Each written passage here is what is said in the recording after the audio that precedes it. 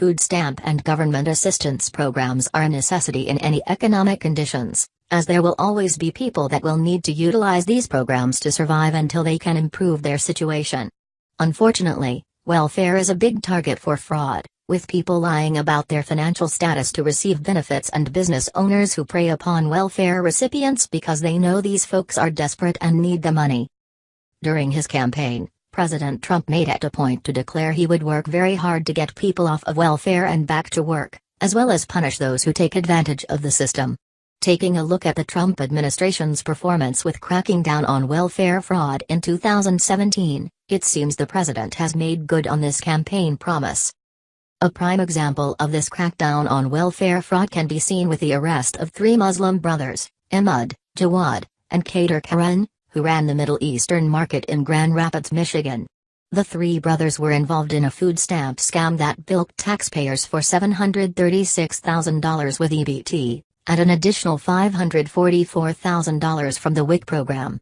The money was stolen over the course of 9 years and took away money from people who truly needed it. According to the Justice Department, one fraudulent scheme alleged against them was that they allowed customers receiving federal subsistence benefits to obtain cash and other prohibited items in exchange for the federal funds allotted to the customers. This fraudulent activity resulted in a large amount of federal welfare money being deposited into the MEM bank account.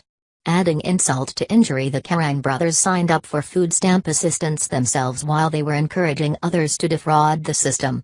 The end result was that the brothers received a combined prison sentence of 7 years and restitution of about $2.5 million needs to be repaid. Investigators under the direction of the Trump administration continued to find numerous instances where food stamp fraud was taking place.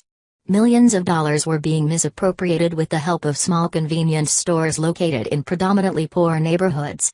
The following 7 cases are the pinnacle of the work the Trump administration has concluded to rid our welfare system of fraud and abuse. 1. George Rafferty, 62, an owner of Bread and Market convenience store in Ohio, stole $2.8 million worth of food stamps where he allowed food stamp recipients to get cash instead of food.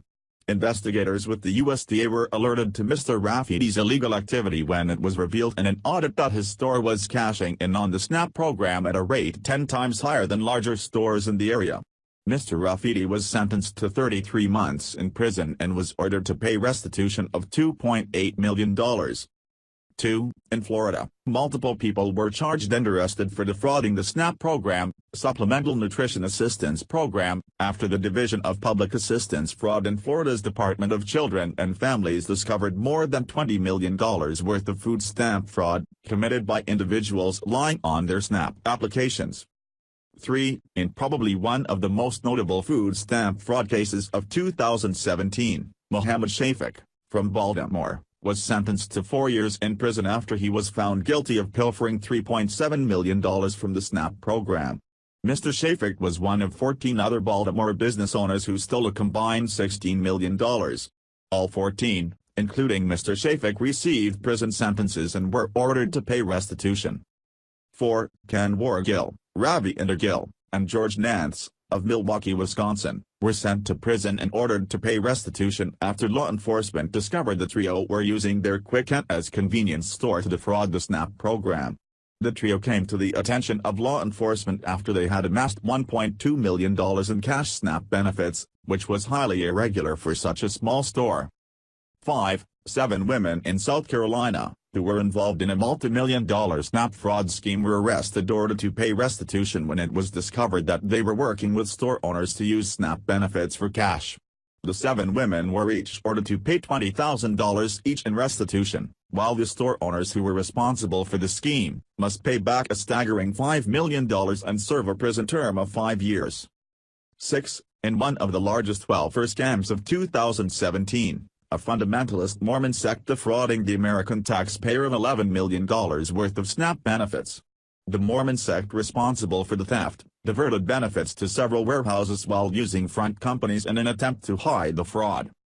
7. Ali Ratibdaham, an Iraqi immigrant from Maine, defrauded the SNAP program of $1.4 million. Mr. Daham's scam was similar to others, where he gave SNAP beneficiaries cash for their food stamps, and then redeemed the full value of the food stamps to further line his pockets. Mr. Daham is facing a prison term of 20 years, plus having to pay restitution. The aforementioned cases are just a small sampling of the rampant fraud, which was previously allowed to take place with the SNAP program. Now that President Trump and his administration have sent a clear message to these and other criminals, it is likely that the instances of fraud with the SNAP program will be greatly reduced.